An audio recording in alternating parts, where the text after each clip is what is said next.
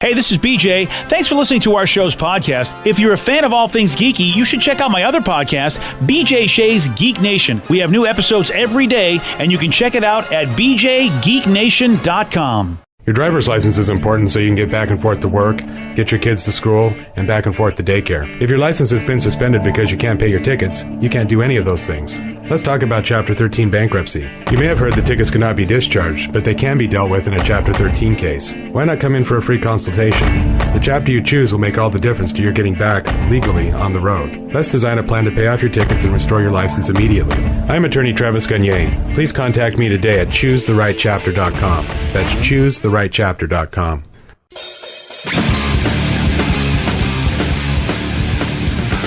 99.9 KISW, The Rock of Seattle. Someone made a list of movies that are good, but are a bit of a tough watch, and therefore they think you only need to see these once. And we've got some of the highlights of this list that was made. And I thought, okay, this was just going to be one of the great movies, and but you only need to watch them once. But actually, this really, I think, is an accurate list as far as. So you actually agree with the list? Wow. What the hell is going on with you today, BJ? Yeah, because it is exactly what they're saying. Is like they're good movies, but man, because they're a tough watch, you only need to see them once. And I would have to agree with it, because as I look at the movies that I've seen on this list, I have only seen them once.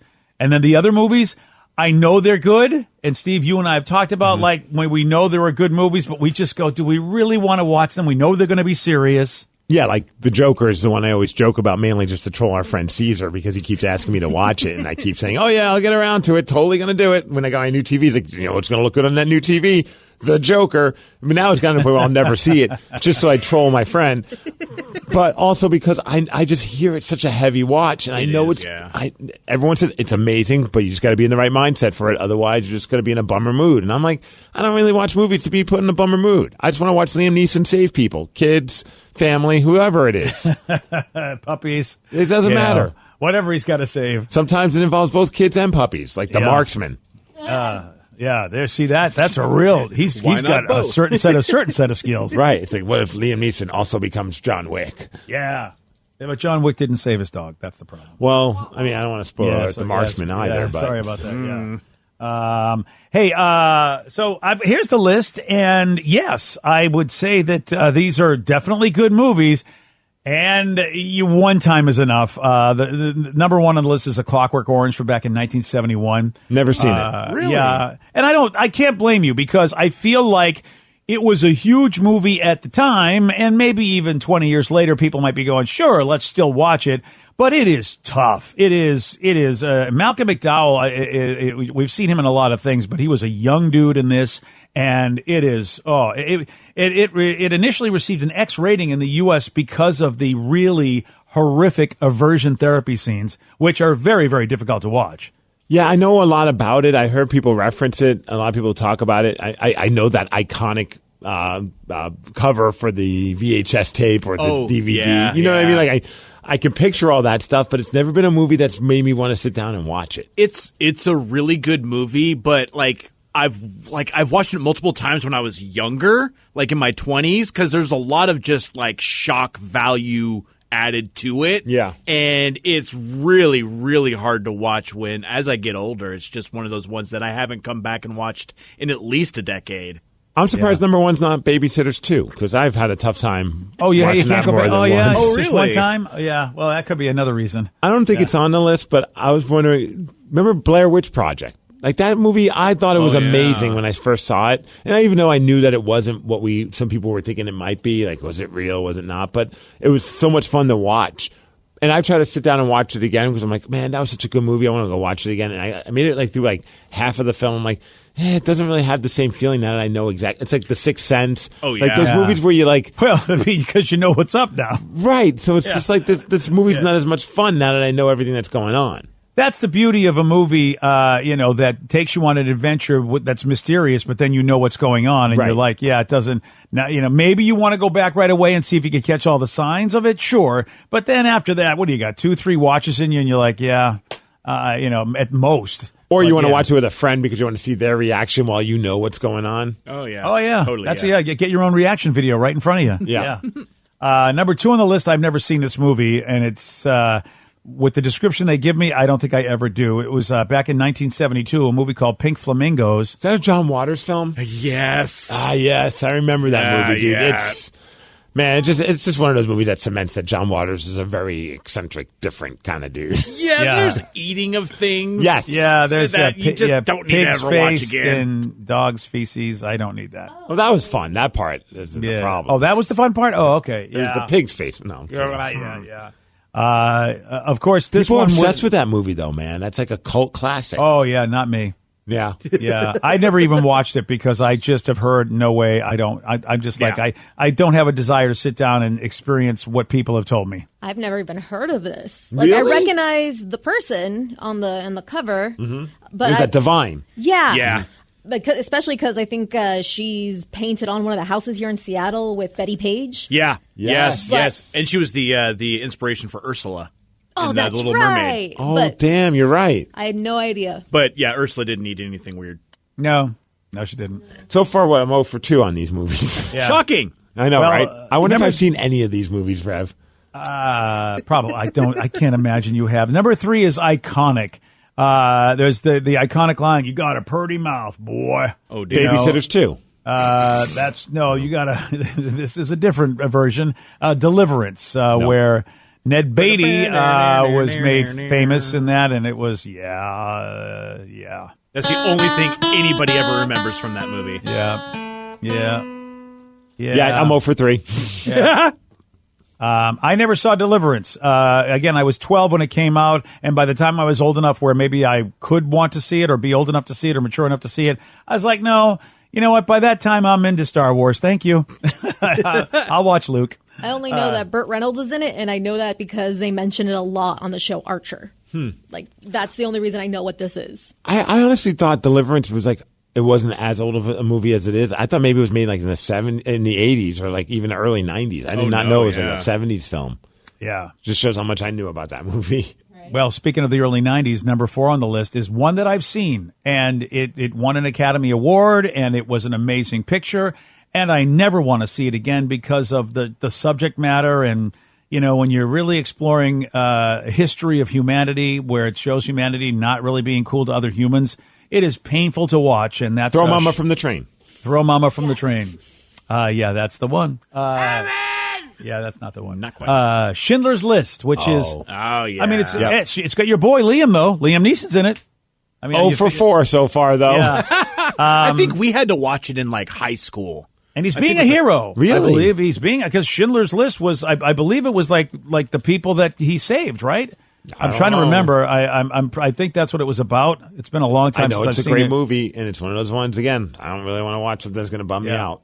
Am I right about that, Rev? Yeah, I think you he was are. a good guy. Yeah, he was Yeah. Oscar Schindler who had Yeah. the list to get people out. Yeah. Yeah, so it was, it was obvious. I mean, a great character, a great human being in the midst of a horrific time.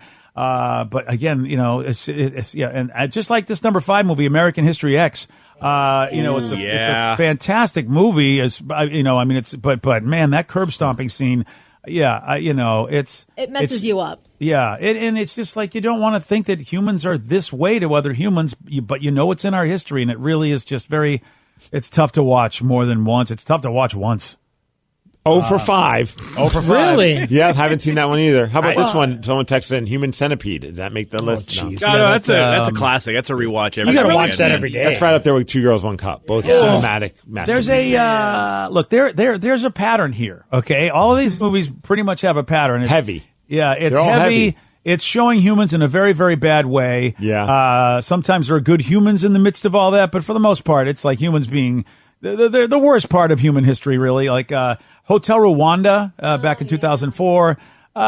We get to look at the horrors of genocide, and again, humans just being horrific to other humans. A well done movie, but 0 for 6. yeah.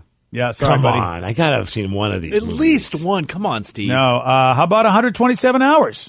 That's the one. Saw it! You did? All right. There In you the go. theaters, too. Yeah. That one was a rough one, too. That was an awesome movie, though, but I've never watched it again. Nope. No, I haven't either. I saw people leaving the theater during the arm cutting scene. Yeah. Because it's about that guy, the true story, based on a guy that got caught somewhere Hiking, hiking and got stuck in between some stuff and had to cut his own arm off to get free. And dude, you would think, how can you make a whole movie out of that? But James Franco, I think that was such a great performance by him. It was basically just him. Yeah. And losing his mind and just.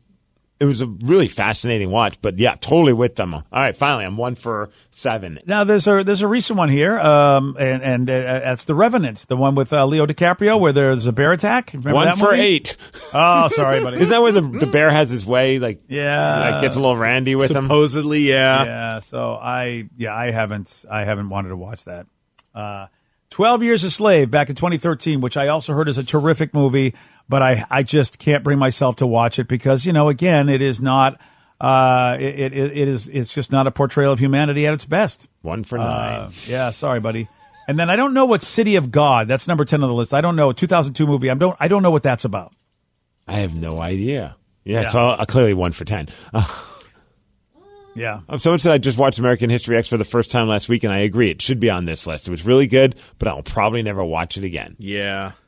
And that's the list of good movies that you probably should only watch one time. Damn, someone said Rocky 3.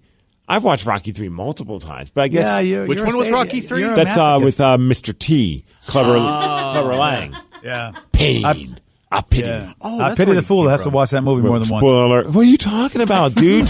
Don't even joke.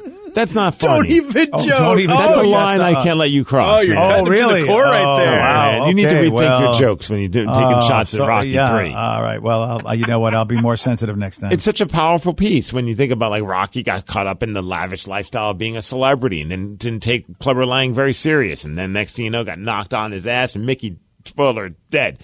Then I had to turn around and get back to the dead, roots. Rock. I'm dead, Rock. I cracked thunder. Yeah, you're right. It was a masterpiece. I don't know what I was thinking. It was. I'm glad you agree. Oh, yeah. BJ and Migs, mornings on The Rock, 99.9 KISW.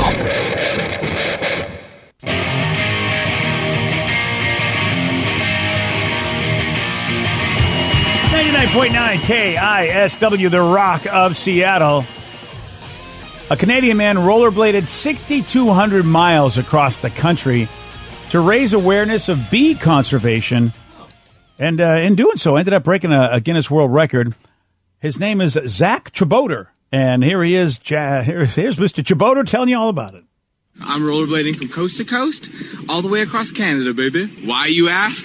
For the bees, baby. Without them, we couldn't eat all the foods we like to eat, and we couldn't live the life that we like to live. Not only do they pollinate 1 in every 3 bites of food that we eat, but they're a huge part of the global economy. Once again, for the bees, baby.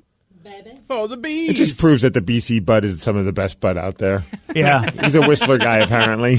yeah, I was like, okay, what part of Canada is this dude from? Of course, British Columbia. yeah.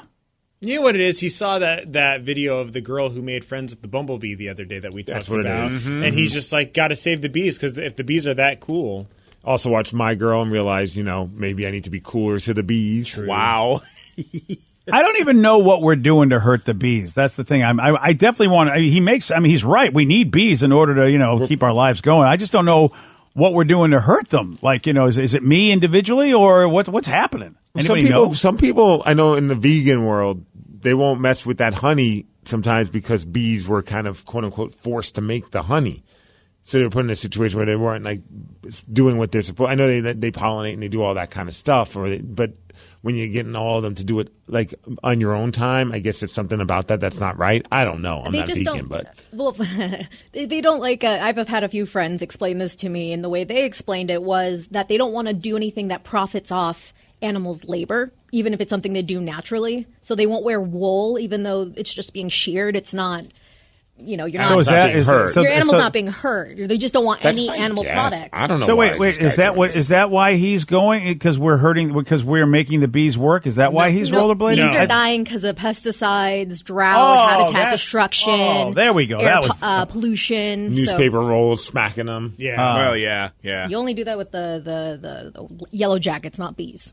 So wait, if all those things are true, what you're saying, it feels like then, the way we stop that stuff has probably already been talked about, and people don't want to do stuff to stop that. Or do you think he had a bet with his buddies and he's like, I'll cross country rollerblade, and they're like, well, what should we do it for? And he just thought it'd be funny to say he's doing it for bee conservation. He really doesn't even know. Oh yeah, you know what? He just got really stoned and came up with an idea. Yeah, he had a couple of good talking points, but I suppose if we pushed him, we probably would have seen it was all a farce. Yeah, he calls it Blading for Bees, though. He has a Facebook page. It's a nonprofit organization. Okay. I should click on the about. Maybe I'll learn a little bit more about why he's doing it, BJ. Oh, well, if he's got a web page, he probably has more good information on there. I mean, again, to keep up the pretense that this was not just a dumb bet. All it says is educating all about bees and the environment, breaking a Guinness World Record of rollerblading 9,000 kilometers. But is there anything on there? I mean, how's he educating the environment if he's not really saying much? I mean, except, all right. All right, now we'll go to his website. So you got to do a lot of digging to get the answers sometimes. It says people need bees. They balance our natural ecosystems, and they're a vital part of our economy. They affect us all and responsible for 1 in 3 bites of food that we eat. So doing this skating is what I'm willing to do to show people how important these incredible creatures are. Does he tell us what we can do to stop, being mean to the bees, apparently? That's what I want to know. It's like, I get it, dude. You've convinced me, but what can I do? But it looks like, if it's pesticides, I don't use pesticides, so I guess I'm doing okay in that department. They're just encouraging people to become climate activists. Oh, there we go. That's the thing, because Vicky talked about temperature being a problem, the droughts and all that and that. Well, that's another conversation that people don't like to have, Steve. We'll steer clear of that conversation. Blading for bees. Yeah. That's a lot of miles to rollerblade. I did 7 miles the other day, and my ankles were hurting. Oh, so you got rollerblades again? Oh, yeah. Oh, wow. Yeah, that is a lot on rollers. You have to have strong ankles. I would have both my ankles wrecked in probably 5 seconds. And strong hips. My hips. I feel like your ankles. I think your ankles will be okay because of the support of the boot. Yeah. But I'm still standing on you know what I mean? I don't have the whole bottom of my foot to support me. I feel, so I feel like I'd be real wobbly. Yeah. I mean, is it anything like blades on ice skating blades? Is it similar? Absolutely. Oh, I'm a mess. It's just as far as you got this thin thing in the middle of your foot. Oh yeah, I go down every time. Oh yeah, I don't. As far as balance, I feel like you could balance better on rollerblades. I'm not saying that you could skate well, but you could actually you would have a little bit more stable. You'd be more stable because you're not kind of drifting. I agree. And then also on ice, I feel like there's a lot of divots that you could really get into with the blade as opposed to when you're rollerblading. If it's a smooth surface, you won't fall. The worst is when I'm ice skating. If I ice skate for a couple of hours, if I'm playing hockey for a couple of hours, my feet are just wrecked. I'm just okay, got to get these skates off because if I play 2 games back to back. But the worst is when you do hit that little, because you don't see it on the ice. Right. So I'm shuffling from one side to the other while I'm playing goalie, and I hit that little a divot or some kind of crack or whatever it is in the ice. And then I'm all of a sudden tipping over, and it just, to the eyes of everybody else, it just looks like I'm drunk. Yep. If you play, okay, you hit something. But if you're just watching, or if you just casually walking by and you just see a random person just bite it, you're like, why are they letting these drunk people on the ice? And it's no, there's just sometimes little landmines that you don't expect. But again, with your team, the Donkeys, it could be true that they really shouldn't let these drunk people on the ice. Absolutely. Yeah. I'd say 90% of the time, you're absolutely right. Yeah. I'm just talking about lunch hockey, not donkey hockey. Oh, at lunchtime, I'm not drinking and playing hockey. Oh, all right. Well, at least you're responsible. Right. If I'm in Spokane playing hockey, I'm definitely not sober. So someone on Reddit went on and asked, hey, doctors, can you tell us the dumbest things that you've heard from your patients who decided to be their own doctor? And I love people that diagnose themselves and therefore don't, and think they know what's up. I love that. No, my wife always, whenever she comes home and I seem slightly panicked about something and I tell her why, she's like, were you on WebMD? I'm like, yes. She's like, stop going on that thing. Right? I'm like, well, I have foot cancer. I don't know what to do about it. Yeah, they know. Turns out I had a wart. Yeah. Or you stubbed your toe? Or I had a wart. Or a wart. Wart can look like foot cancer, especially if WebMD wants you to stay there and just keep clicking. Look up wart on the bottom of your foot, and it's going to tell you have foot cancer. No, everyone's doing it. Yeah, don't even. Yeah, don't. Or a bump on the bottom of your foot, because I didn't know it was a wart at the time. This guy showed up to the ER with a minor cut, and there was a red powder all over his hand. And they're like, what the hell is this? And it turned out he put paprika on his hand to stop the bleeding.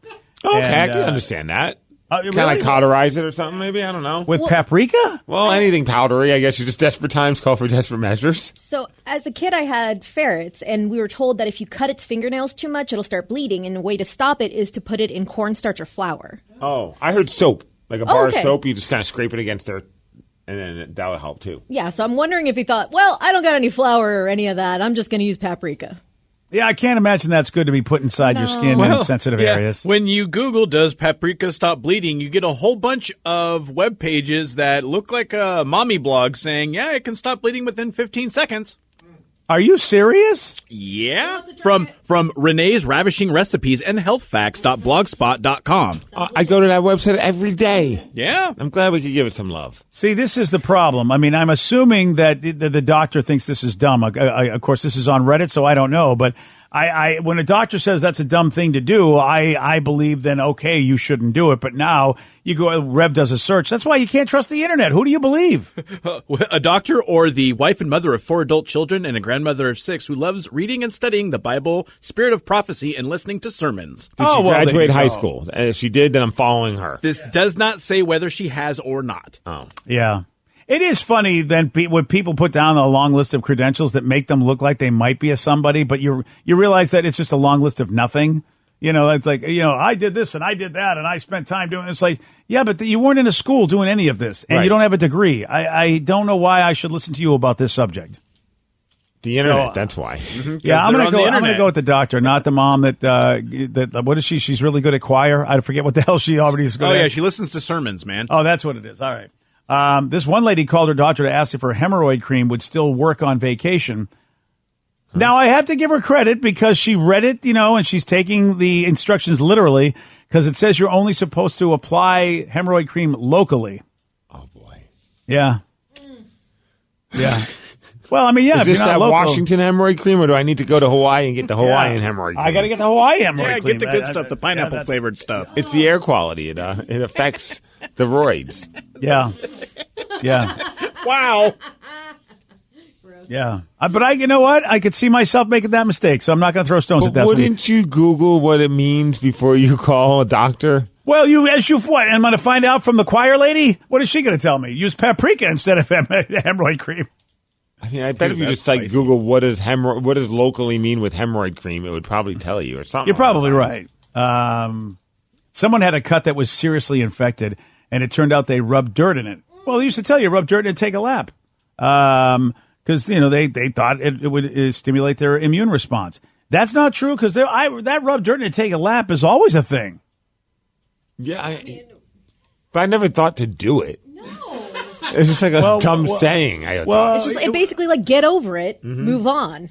Well, I think at some point somebody did rub dirt in it and take a lap. I mean, I think that was otherwise, where does that phrase come from? Well, like if I was like cutting onions and I cut my finger, I'm going to go outside, rub some dirt, and run around my house a couple times and be like, good to go. It was basically parents back in the day not wanting to handle the kids. It's like, stop crying. Get the hell out of here. Go do something else. Leave me alone. I feel like it's in the sports world is where that came up. Oh, It's like, absolutely. so rub dirt Right. and take a lap. I always thought that meant that, that helped. I mean, guess I always not. look at like you're running around outside, you skin your knee or you scrape your knee, and they're like, rub some dirt on it, you're fine. Yeah, It's I thought basically that, meaning it's nothing dangerous. You're nothing bad's going to happen. You're fine. and I thought the dirt did something. I mean, it's like, Oh, why I would never you tell thought someone? that. I just thought thought it would make it dirty. Yeah. Don't really know. I guess unless it made you even more of a man. Rub dirt in it, you baby. Hey, how about a lot of people are texting and saying cayenne pepper works great on deep cuts. It cauterizes and does not burn. Another one, cayenne for cuts. That's what we did in catering. Then Well- slap a Band-Aid on it and a glove or two and keep cooking. Well, now is paprika the same thing? No. Cayenne pepper is a different thing. No, I think it's a completely different thing. But like sometimes you don't have all the items that you need in the cupboards, and so All you right. just go with the next best thing. All right, paprika's close enough. I guess I'll try this. A doctor mentioned that his back was hurting, and the person he was talking to immediately diagnosed him with spine cancer. So, like, somebody went on, I guess somebody just basically they didn't know he was a doctor and said, "Oh yeah, from your symptoms, you have spine cancer, sir." Wow. His name was probably Steve Miggs after getting his own foot cancer diagnosis. Well, if you look hard enough, you'll find it. Yeah, this one here, I think we need to get out there because there are people that do this who drink their own pee. I mean, I've known that there's I some knew guy someone that went did it for online. Radiohead tickets once. Yeah. Okay, He got him, so it worked. Oh, congrats. There's a guy in Albuquerque. What's up, Marcus? There's a guy in Albuquerque that used to do a public access show where he would have a cup of it and just drink it and talk. What's it start each episode? Yeah, the whole episode. He would just have different cups of it, and he would talk about like the health benefits of drinking your own. So how many episodes does he need to do of this? Oh, a lot. He was on the air for a long time. His name's Don.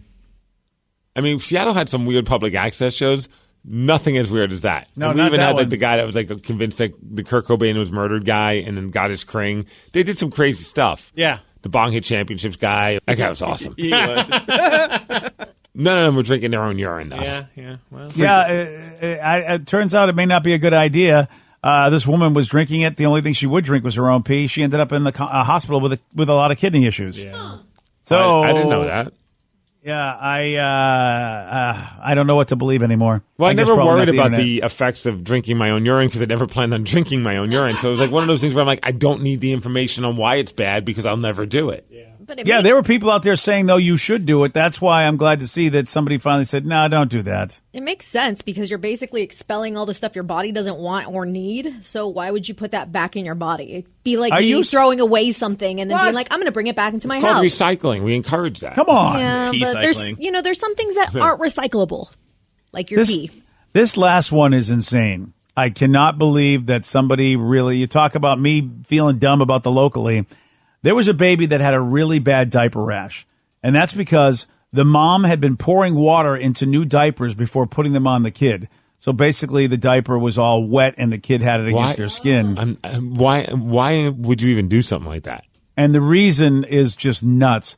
She thought that's what you were supposed to do because diaper ads are always showing people pouring liquids in them, which of course is to show you how absorbent they are, but not that's what you should do with them. And she thought that was what you're supposed to do with them. Well, I mean, I feel bad for that kid. They're going to Yeah, have a stupid I mean- parent for the rest of their life. Well, yeah, I think I got to watch that kid because obviously they're going to have the same brain power. So, you know. What if that kid becomes a genius because they just don't want to be like their mom? I hope so because mom doesn't seem to have. Oh, wow. But, you know, I can sit there and throw stones, but I guess if that's what you see on TV and then all of a sudden you probably, okay, I guess we're supposed to water these down before we put them on. I guess I don't know. I mean, there's no part of I don't understand how someone's brain would even jump to that conclusion. Well, that's because you're not a moron, sir. Thanks, BJ. I appreciate that. Yeah. Today's podcast was brought to you by Travis Gagne, bankruptcy attorney. He's here right now and has agreed to answer more of your questions about bankruptcy. Here's a question from a listener. My house is currently in foreclosure. I've stopped making payments. What can I do to save my house? If you're already in foreclosure behind on your mortgage, you can stop the foreclosure by filing a bankruptcy. There's different types of bankruptcy. Chapter 13 can help you catch up on your house payments if you're behind. It would mean that you'd have to start making your house payments again and catch up on the amount that you're behind over 5 years. You could also take off or strip off your second mortgage, which would help you to reduce your housing payment every month, especially once you're done with the plan and done catching up on your first mortgage.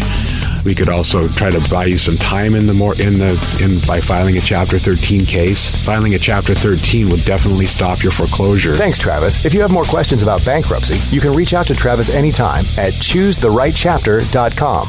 That's choosetherightchapter.com. And thanks for listening.